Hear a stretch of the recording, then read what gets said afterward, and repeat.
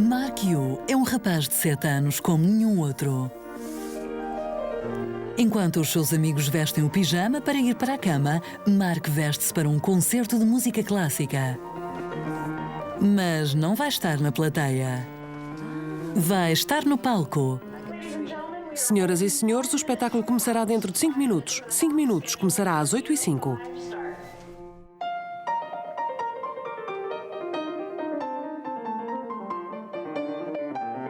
Mark decorou mais de 40 peças clássicas.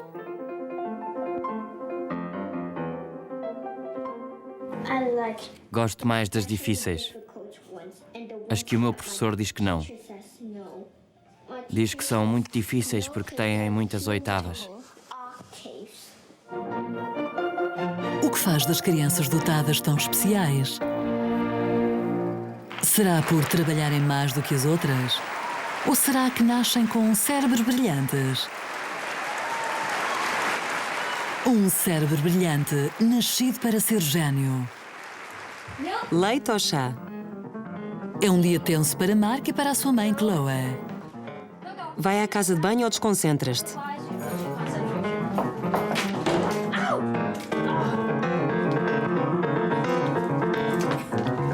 Vão a uma audição para a Orquestra Filarmónica de Los Angeles. Depois da ginastera, podes dizer-lhes que tocaste com 5 orquestras profissionais diferentes o ano passado. Estás-me a ouvir, Mark? Sim, Estás a ouvir? sim.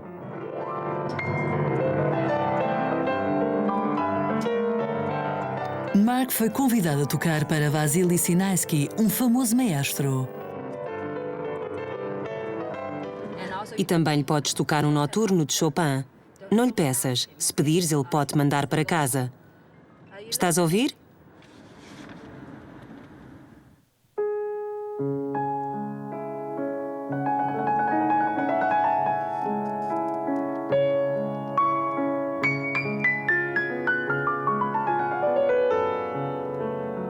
O maestro Sinaisky já viu passarem por ele muitos talentos.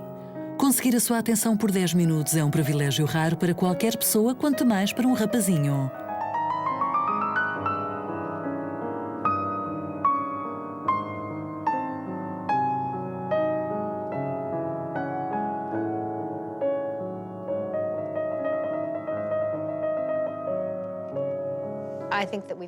Acho que nos sentimos sempre fascinados com crianças que fazem coisas na idade errada. Não é suposto fazerem coisas tão avançadas. Chocam-nos, surpreendem-nos. Parecem adultos em corpo de criança e queremos descobrir como tal é possível.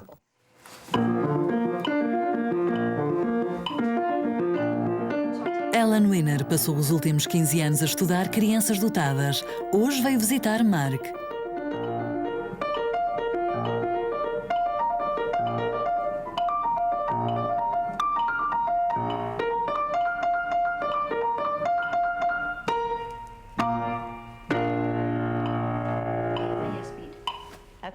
Foi ótimo.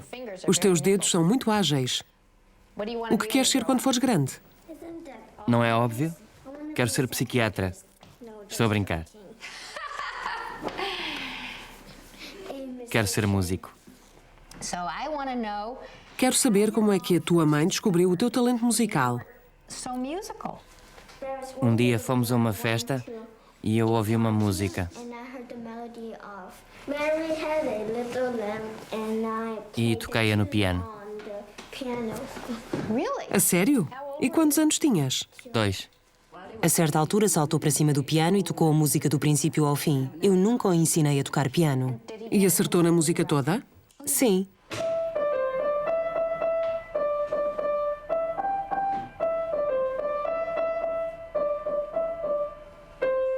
Estás a brincar comigo? Histórias como a de Mark parecem desafiar a lógica, mas a ciência começa a desvendar o enigma destas crianças talentosas.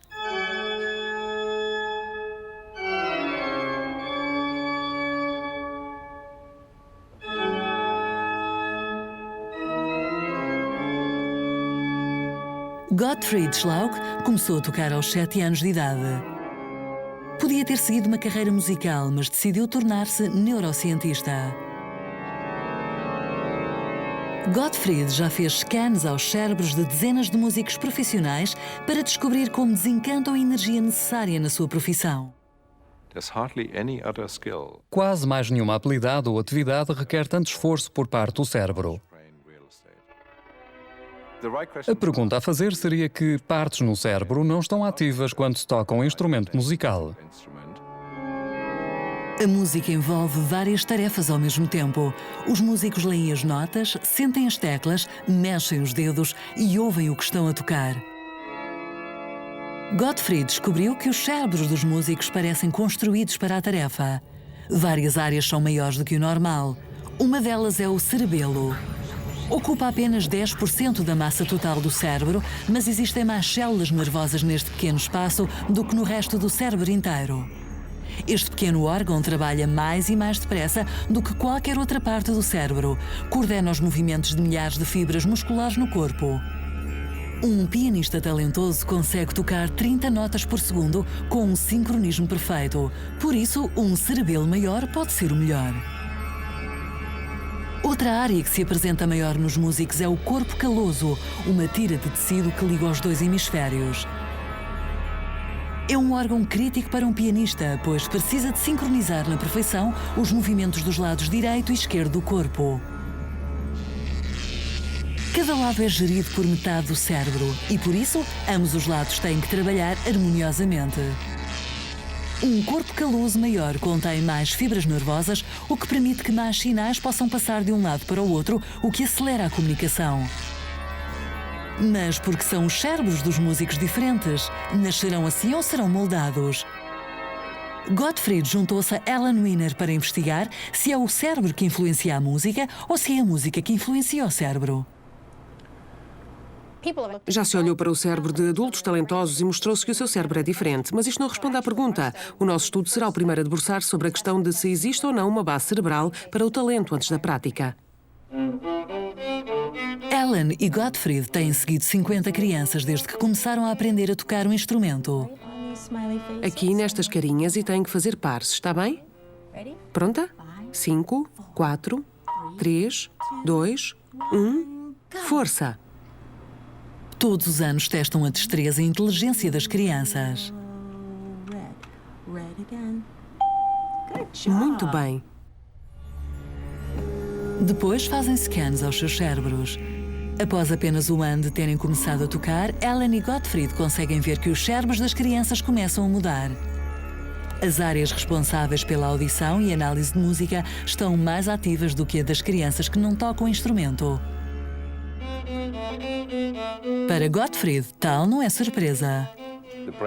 O cérebro tem uma incrível capacidade de adaptação e qualquer pessoa que nasça no meio certo, com os incentivos certos, pode potencialmente vir a tornar-se num grande músico. Mas Alan Wiener pensa que a prática não explica tudo. Tenho quase a certeza que as crianças mais dotadas, as com mais potencial musical, nascem com cérebros estruturalmente diferentes. Alan e Gottfried debruçam sobre uma questão que tem baralhado cientistas ao longo dos séculos e que continua a ser um ponto controverso. Será a genialidade inata ou resultará do ambiente? Um cérebro brilhante, nascido para ser gênio. Em 1970, num pacato subúrbio de Los Angeles, ocorreu uma história macabra. Viria a mudar para sempre a noção de como se desenvolve o cérebro de uma criança. Uma assistente social descobriu uma rapariga de 13 anos que ainda usava fraldas e grunhia como um animal. Algo estava claramente muito errado. Ela não falava, estava completamente ao abandono. Mal andava, quase não tinha equilíbrio. Jeannie, o nome que deram à menina, passou por grande sofrimento. Depois de a termos encontrado, descobrimos através de entrevistas à sua mãe e de alguns desenhos que a Jeannie fez, que tinha sido mantida isolada num quarto nas traseiras da casa. Nesse quarto havia um penico ao qual ela foi atada, sem roupa.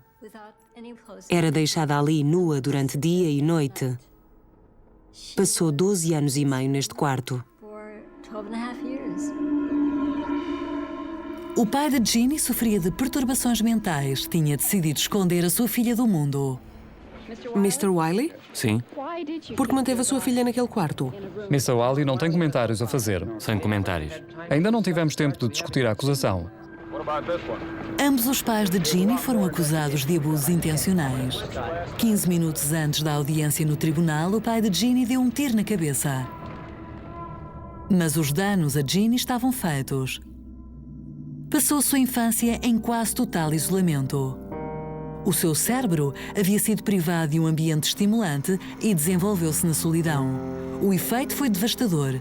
Ginny tinha a idade mental de uma criança de 18 meses e não sabia falar. Mas para os cientistas era uma oportunidade única. Uma oportunidade de separar os efeitos da natureza e do ambiente no cérebro de uma criança. A grande questão era, iria Ginny recuperar o tempo perdido? Susie Curtis era uma jovem linguista quando lhe calhou a função de cuidar de Ginny 5 dias por semana. Era difícil estar com ela. Ela não sabia engolir muito bem, por isso salivava e cuspia. Por isso eu chegava à casa encharcada em saliva. Havia muitas coisas que eram muito complicadas e desagradáveis. E, no entanto, ela era extremamente cativante. A maneira como mexia as mãos, o corpo, a cara, os olhos que pareciam tão incrivelmente expressivos e capazes de conter todo o mundo. Incredibly expressive and hold the world within them. Susie não demorou a descobrir que Ginny era extremamente inteligente e curiosa sobre o mundo. Eu tinha muita esperança porque ela era insaciável. Ela queria conhecer o nome de tudo. E ela supunha que tudo tinha a sua etiqueta. Cada gradação de cor tinha a sua etiqueta. E ela queria saber a etiquetagem de todo o seu mundo.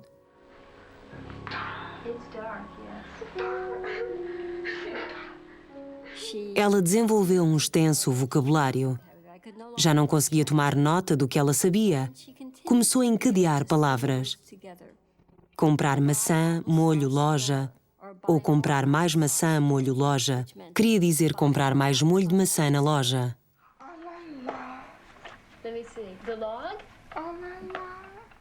Mas todos os pormenores da língua inglesa que pegam nessas palavras e as transformam numa frase gramatical, ela nunca os adquiriu. Todas as palavras interrogativas, como quem, o quê, onde, porquê, quando, nunca as adquiriu. Pronomes como ele, ela, eles, mim, me, nunca entraram no seu vocabulário. Por isso, apesar dos anos que passei com ela, em que vimos um enorme amadurecimento em certas áreas, ela nunca aprendeu a gramática do inglês. Ginny nunca aprendeu as regras fundamentais da sua linguagem. O seu cérebro tinha saltado uma fase crucial do seu desenvolvimento. Nos primeiros anos de vida, a tarefa principal do cérebro é certificar-se que todas as células cerebrais estão ligadas corretamente. Surpreendentemente, não é uma questão de fazer ligações, mas de as cortar. Uma criança de 3 anos tem o dobro das ligações entre células cerebrais do que um adulto e são caóticas e ao acaso. Para funcionar devidamente, o cérebro tem de decidir quais cortar. Precisa de verificar bilhões de ligações. Por isso, o cérebro usa uma regra brutal mas eficaz. Se não usa, corta-se. Como os pais de Ginny raramente falavam com ela, as partes do seu cérebro responsáveis pela gramática não foram estimuladas e atrofiaram irremediavelmente. A história de Ginny não teve um final feliz. Passou por várias famílias de acolhimentos e foi abusada enquanto com uma delas, o que fez com que deixasse de falar de vez. Hoje em dia vive num lar na Flórida. A experiência de Ginny foi um extremo, mas o seu caso ensinou à ciência que uma vez que uma oportunidade crítica no cérebro passe, não há retorno. Um cérebro em crescimento é vulnerável e extremamente maleável.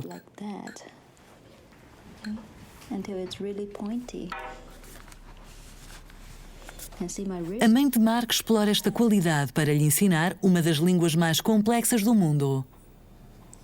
Sim, quer dizer pessoa. São 2 traços.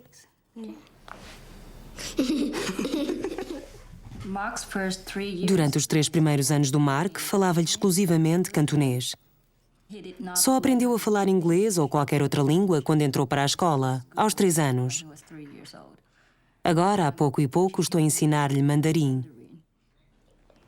Tomei a decisão certa em ensinar-lhe cantonês muito cedo. É a língua mais difícil de se aprender mais tarde. Os estímulos são essenciais para um cérebro em crescimento. Quando um bebê nasce, já passou 12 semanas a ouvir. Muitas vezes, a primeira memória de uma criança é uma melodia. Quando a mãe de Mark, Chloe, era pequena, queria muito aprender a tocar piano. Mas os seus pais eram fiéis à tradição chinesa e gastaram toda a educação musical no seu irmão mais velho. Por isso, quando teve o seu filho, ela emergiu num mundo de música para lhe proporcionar aquilo que lhe havia sido negado. Durante a gravidez, tocava um trecho várias vezes na esperança de que, quando nascesse, me trauteasse a Quinta Sinfonia de Beethoven. Estou a brincar. Mas, na verdade, quando começou a falar, trauteava as mesmas sinfonias que eu tocava para ele enquanto estava grávida.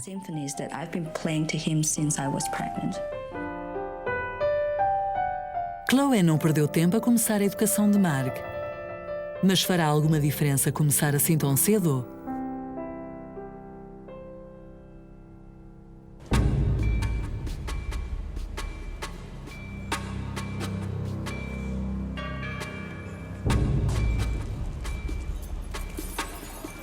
No final dos anos 60, a América era um país dividido, a ferver de tensão. No longo e quente verão de 67, os guetos de várias grandes cidades insurgiram-se com violência. Muitos afro-americanos sentiam-se excluídos da sociedade. Havia-lhes sido negado o sonho americano.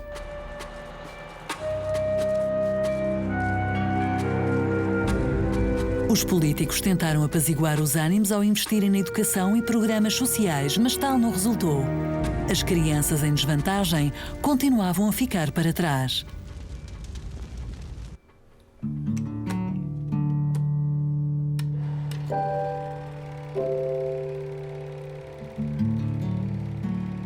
Um grupo de psicólogos da Carolina do Norte teve uma ideia que esperavam que resolvesse o problema. Esta jovem é hoje uma professora em Charlotte. Joe Sparling e a sua equipa queriam afetar crianças mais novas do que alguma vez antes. Tínhamos um grande otimismo no início dos anos 70. Achávamos que podíamos marcar a diferença na vida das crianças e que a educação precoce era o caminho para o fazer. A equipa deslocou-se a bairros pobres e escolheu 111 bebés recém-nascidos para uma experiência única. Chamaram-lhe o projeto Abecedário. Kay Gatis era uma adolescente muito pobre quando engravidou. Eu tinha 16 anos e ia ter um filho e não sabia nada sobre cuidar de crianças. Sim, tenho fotografias dele em bebê. Aqui está ele. Sem esta intervenção, Meishay, o filho de Kay, estaria muito atrasado em relação aos seus colegas quando entrasse na escola. Quando uma pessoa se atrasa na escola, ou quando uma pessoa é rotulada como lenta ou alguém que não é capaz de certas coisas, as pessoas começam a tratá-la de maneira diferente e baixam as suas expectativas. À medida que tal acontece, a luz nos olhos das crianças começa a apagar-se. Craig Ramey e a sua equipa acreditavam que podiam quebrar este ciclo vicioso com ciência. Meishay juntou-se ao projeto quando tinha 6 semanas de idade e Joe Sparling ia assegurar-se que o seu cérebro se mantinha ocupado. Os investigadores haviam destilado as últimas teorias científicas sobre o desenvolvimento infantil em 200 jogos de aprendizagem. Agora põe a bola lá dentro. Já está. Mesmo que simples, cada jogo tem um propósito. Um dos princípios mais importantes da pedagogia é que temos de deixar a criança tomar a liderança. Se a criança gosta de alguma coisa, é porque está disposta a aprendê-la. Encontras um como o meu? Não é uma questão de bombardear a criança com coisas. Trata-se de saber como é que a criança se vai sentir mais confortável a fazer neste ponto, que capacidades tem, e depois arranjamos alguma coisa que pôs por elas. Mas nem tudo foi divertido para as crianças. Os cientistas precisavam de saber se estava a acontecer alguma coisa aos cérebros estimulados. Pode-se dizer que foi recolhida mais informação sobre estas crianças do que qualquer outro grupo de crianças no planeta. As crianças faziam regularmente testes de QI e as suas pontuações eram comparadas às de crianças que não haviam recebido tratamento especial. Não vimos diferenças aos 3 meses de idade, não vimos diferenças aos 6 meses, nem aos 9, nem aos 12. Aos 15 meses de idade, as crianças começaram literalmente a ver o mundo de maneira diferente. As crianças estimuladas começaram a aprender mais depressa, falavam mais fluentemente e tinham pontuações de QI melhores que os seus pares. Aos 2 anos de idade, as diferenças entre os dois grupos eram dramáticas. E aos 3 anos de idade já sabíamos que tínhamos que influenciar os miúdos muito antes dos 3 anos.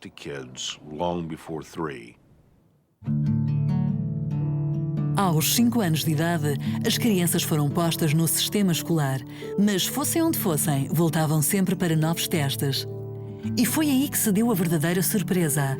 Mantiveram a sua vantagem de QI, tiveram melhores notas e conseguiram empregos melhores, o que é suficiente para provar que a estimulação precoce teve um efeito duradouro nas suas vidas. Ficámos radiantes. E isto teve significado.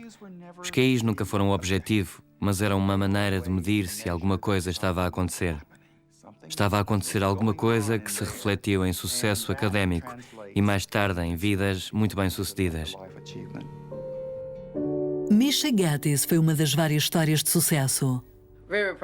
Tenho muito orgulho nele. Tenho orgulho em todos os meus filhos, mas é ele que me ensina agora. Misha tirou um curso superior e trabalha agora em Nova Iorque. A intervenção precoce não se limitou a aumentar o QI das crianças, ensinou-lhes as regras da aprendizagem. Alguns dos meus amigos chamam-me espertalhão, marrão, isto e aquilo, mas não sou. Digo-lhes que sou tal como eles, só que gosto bastante de aprender. É tudo graças à aprendizagem e educação precoce. A sério que é. Não me interessa o que as pessoas dizem. Dizem para esperar até entrar na escola. Não. Começa muito antes disso. Acho que se não tivesse passado por isto, nem sei onde é que estaria hoje.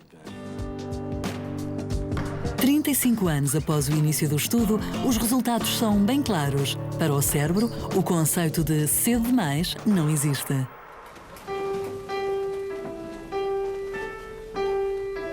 E isto aplica-se especialmente à música, onde começar cedo significa começar no útero.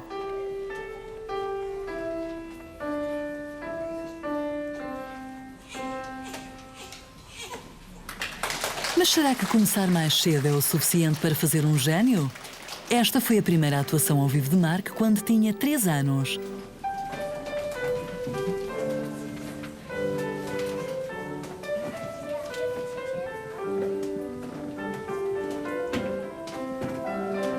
No espaço de um ano, Mark passou além das músicas infantis. Beethoven, não é, mãe? Não, é Mozart. Não, é Beethoven. Quanto tempo demorou ele a aprender aquela? Não demorou muito. Aquela peça só tem 4 páginas. E tinha 3 anos? Sim, 3 anos. Ellen Wiener acredita que as crianças dotadas nascem com algo mais, algo que a educação não pode explicar. Não creio que a maior parte das crianças de 3 anos fosse capaz de fazer aquilo mesmo com o regime de treino que o Mark teve. Não é típico de uma criança.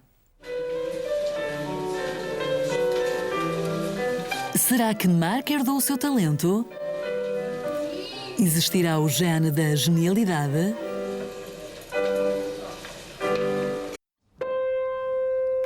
Dó. Dó. Lá. Fá. Mark Yu possui um dom raro: ouvido absoluto. Fá, mi, ré, dó. Já sabia. Ouvido absoluto é, na verdade, uma memória muito desenvolvida. Há pessoas que têm esta capacidade de se lembrarem, desde muito tenra idade e com precisão, ao que são as frequências. Sabem que sons de 440 soam a isto. O que me surpreendeu foi a mãe ter dito que ele nunca o estudou. Maior. E este? Jeff Bernstein, um distinto músico, está intrigado com o quão bom o ouvido de Mark é na verdade.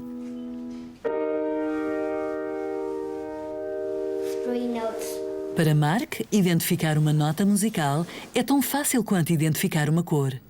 Apenas 1 em 10.000 pessoas possuem este dom. Mais notas.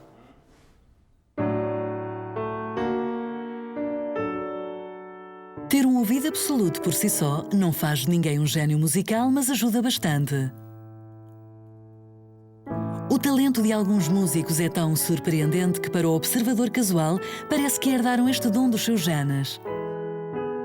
Existirá, por isso, um gene da genialidade? Robert Plomin, do King's College de Londres, tenta descobrir os genes que alimentam a inteligência. O que estamos a fazer é comparar gêmeos verdadeiros e falsos para descobrir o quão são semelhantes. É um método muito simples para indagarmos o quanto importante é a genética.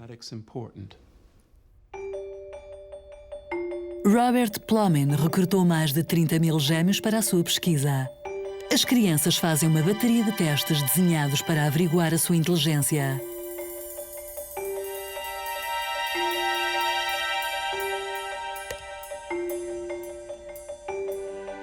Gêmeos jovens e criados juntos experienciam o mesmo ambiente, o que permite a Robert tirar os estímulos da equação. Compara os resultados de testes feitos a gêmeos verdadeiros, que são geneticamente idênticos, com os de gêmeos falsos, que são geneticamente diferentes. As diferenças entre os resultados dos testes destes gêmeos devem resumir-se a algo que lhes é inato.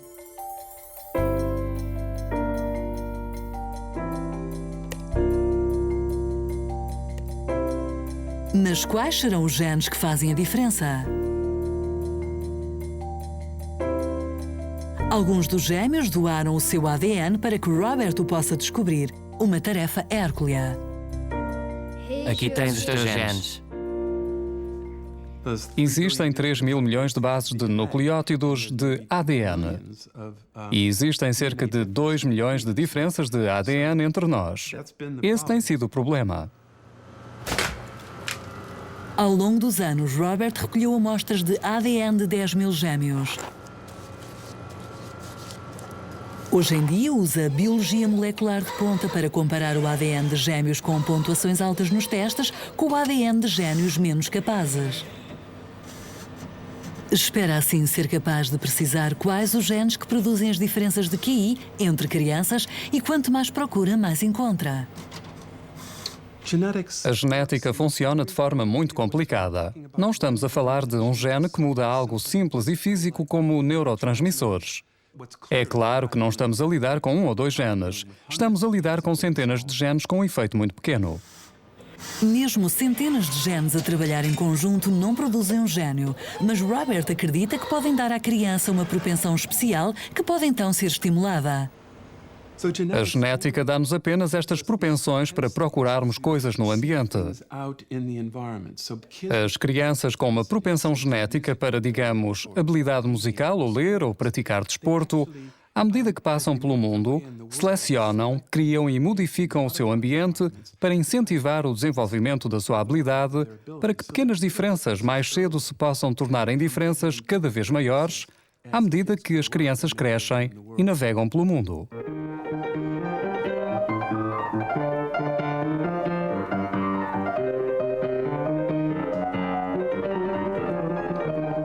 Dizer que Mark Yu tem uma propensão para a música é um eufemismo tremendo. Todo o seu mundo gira à sua volta, de manhã à noite, 7 dias por semana.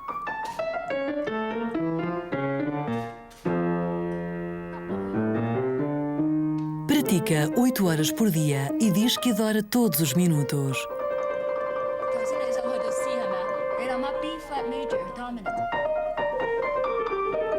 O que começou com uma propensão tornou-se agora numa obsessão.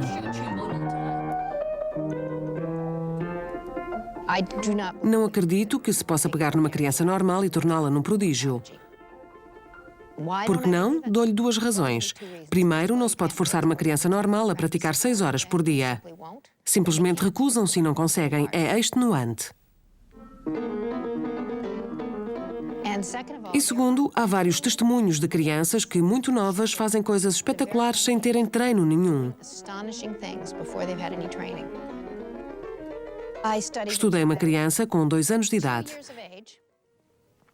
Ele pediu à mãe que lhe lesse um livro e pediu-lhe que lhe lesse em voz alta, à medida que apontava para as palavras quando ela as lia. Ele via e pedia-lhe para repetir isto todos os dias durante uma semana. Depois trouxe-lhe outro livro e pediu-lhe para repetir isto durante uma outra semana.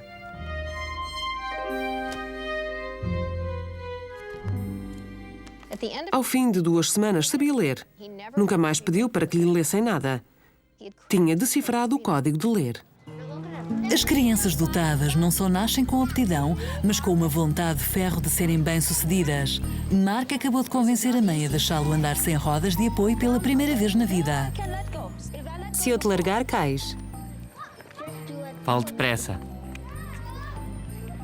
É a primeira vez dele. Como é que se faz? Segura-o aqui e corre. Sim, estou a ver. Não o larga. Chloe está compreensivelmente apreensiva, mas Mark não quer a sua ajuda. Ele quer aprender isto sozinho. Não vás tão depressa.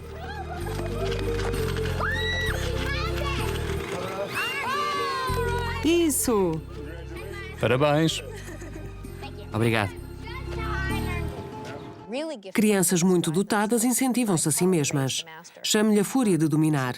Há pessoas que não gostam da palavra fúria porque lhes lembra a raiva, mas eu gosto da palavra porque capta a intensidade. Às vezes os pais correm atrás dos filhos a tentar alcançá-los. Por isso acho que um dos sinais de uma criança verdadeiramente dotada é uma criança que tem a fúria de dominar, uma criança que, por exemplo, quer tocar piano, que quer praticar voluntariamente. A maior parte das crianças não quer. Uma criança que ninguém consegue demover.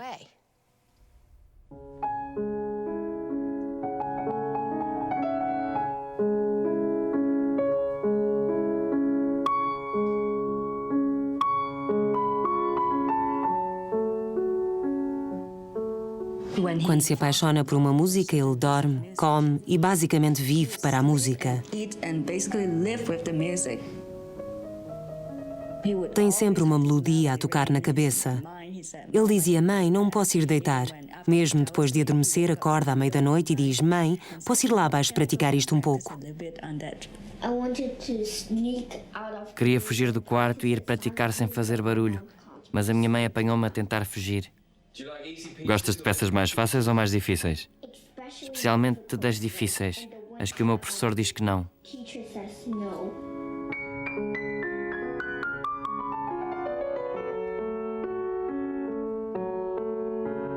As crianças dotadas pensam e aprendem de maneira diferente.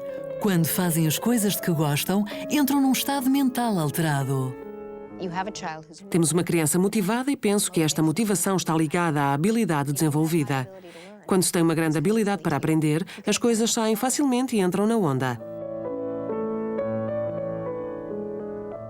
Entrar na onda é um estado que acontece a muitos de nós, às vezes quando estamos intensamente embrenhados numa atividade e perdemos todo o sentido de tempo. Músicos dotados tiram extremo prazer de tocar. Quanto mais tocam, melhor são e por isso apreciam-no ainda mais. É um ciclo virtuoso de aprendizagem acelerada.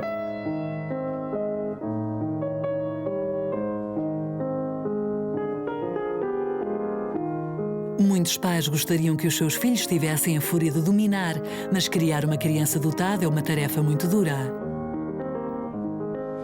Lembra-te como dissecar um ângulo.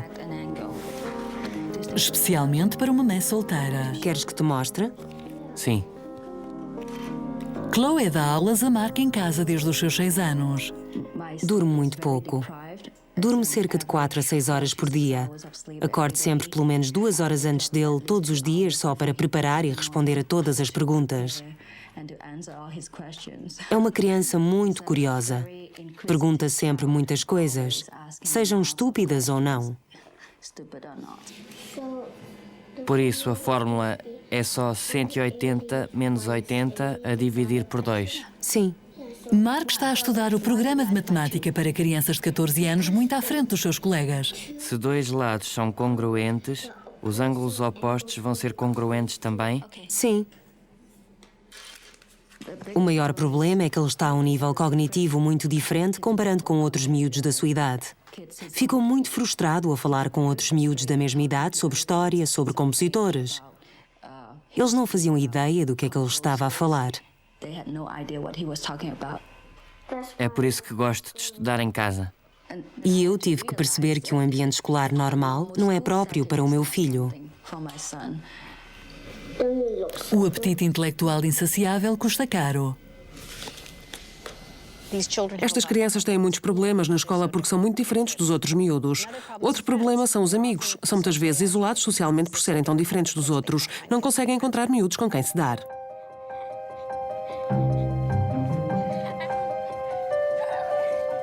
As crianças dotadas correm o risco de serem rotuladas como anormais. O que é uma vida normal? Não sei. Acho que a dele é diferente da dos outros miúdos, porque ele não vê muita televisão e não joga jogos de vídeo. Passa mais tempo a ler em bibliotecas, a brincar no parque, coisas assim. Acho que isso é que é normal nele. Felizmente, apesar da sua personalidade muito adulta, Mark tem muitos amigos da sua idade.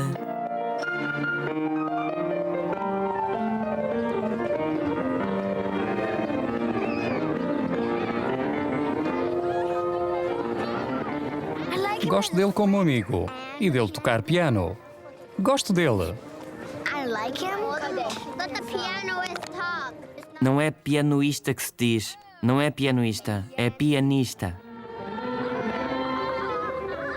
Por exemplo, se eu estiver sentado no sofá, muito sossegado, ele abre a porta e empurra-me.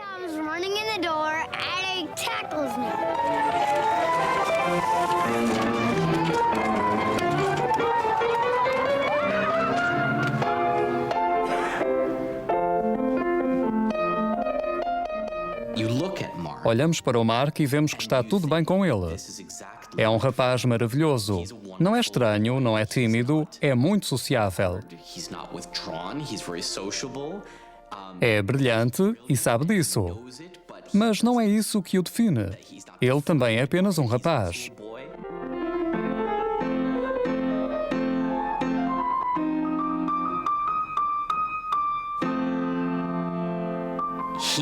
Só que ele gostaria de espremer todos os minutos do dia para o piano. Felizes oitavas a você. Hoje Mark celebra um acontecimento importante, mais importante que o seu aniversário. Faz hoje 8 anos e 34 dias e os seus dedos são finalmente compridos o suficiente para alcançar 8 teclas do piano. Chegou um grande marco. Tocar uma oitava para um adulto é uma tarefa trivial, é fácil. Eu consigo tocar uma décima sem problemas e uma décima primeira se partir algum osso. Mas para o Mark foi um objetivo a longo prazo. E começámos a perceber-nos de que há muitas músicas que dependem da capacidade de se chegar a uma oitava que ele ainda não pôde tocar.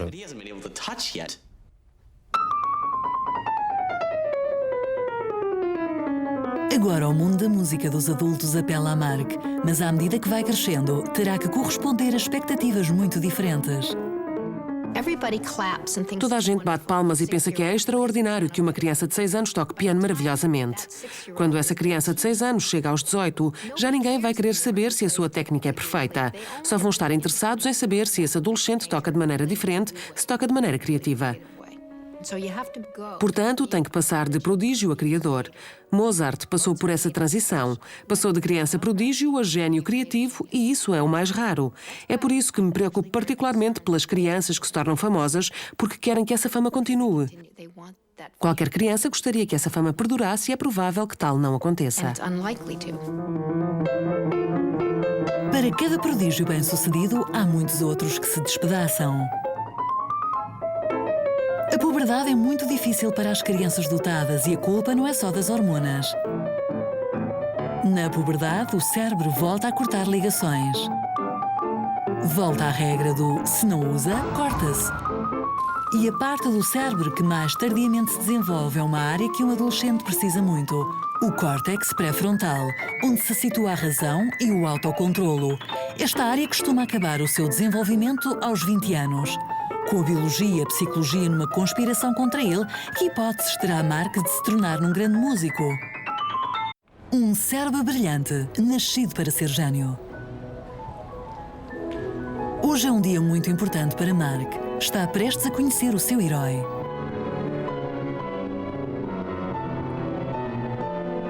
Lang Lang é uma das grandes estrelas da música clássica hoje em dia.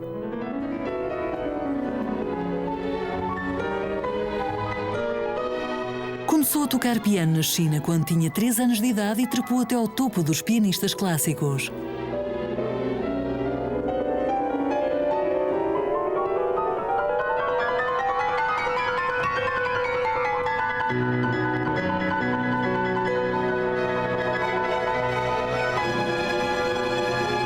Hoje enche salas de concerto em todo o mundo, 150 dias por ano. Lang Lang é o homem que Mark quer ser quando crescer. Sempre que pratico, imagino-o a praticar muito, o que me faz querer praticar ainda mais. Adorava ir ao Carnegie Hall e tocar lá. Adorava tocar com muitas grandes orquestras, como o Lang Lang. Mark foi convidado aos bastidores para uma audiência com Lang Lang. Já se encontraram várias vezes e Mark quase que se atreve a chamar Lang Lang de seu amigo. Olá, Lang Lang. Hoje é especial porque Mark passou meses a praticar um dueto e agora quer tocar com o seu ídolo.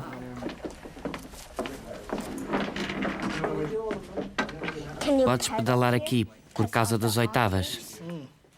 Senão tenho de saltar. Lang Lang não se importa de consentir, pois conhece bem o entusiasmo que Mark sente.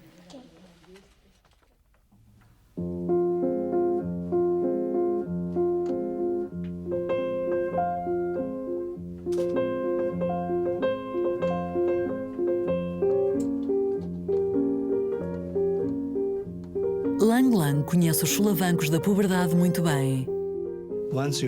Quando se é uma criança prodígio, à medida que vamos crescendo, todos observam e a maior parte das pessoas gosta que nos saiamos bem. Mas também há pessoas que gostam de ver quando não nos saímos tão bem.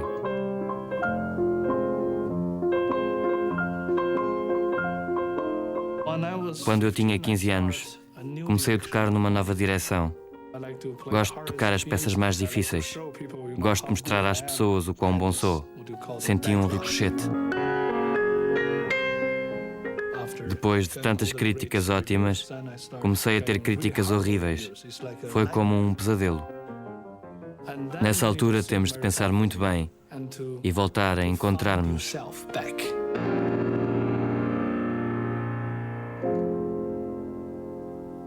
Lang Lang está determinada a ajudar Mark de todas as maneiras que possa. Hoje tem algo muito especial para lhe dizer. Gostaria de convidar o Mark a tocar comigo no Carnegie Hall em 2009 e também, provavelmente, no Musikverein. Depois de 2 anos a treinar, acho que vai estar pronto.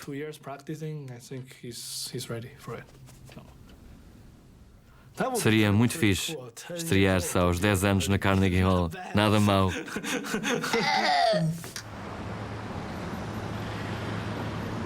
Esta é uma grande promessa. A pressão é agora maior que nunca.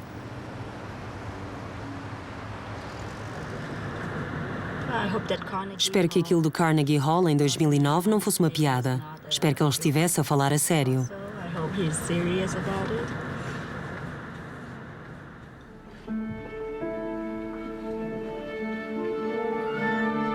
Hoje não é o Carnegie Hall, mas um teatro local a 15 km da casa de Mark.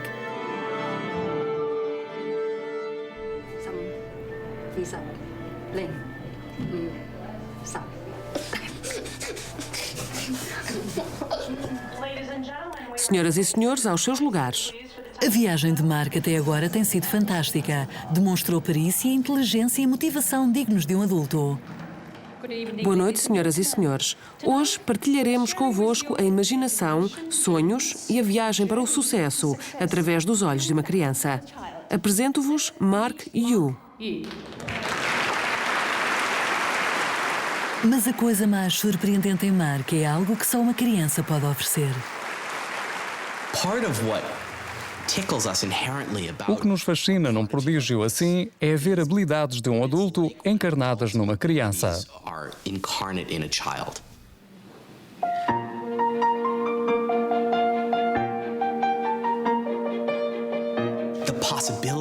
As possibilidades são extraordinárias para uma criança, com a imaginação de uma criança, com o coração de uma criança.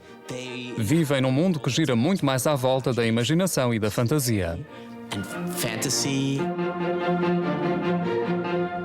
Acho que isso é o mais excitante e o que nos deixa mais entusiasmados com Mark. Se o Mozart visse isto, ficaria provavelmente muito satisfeito.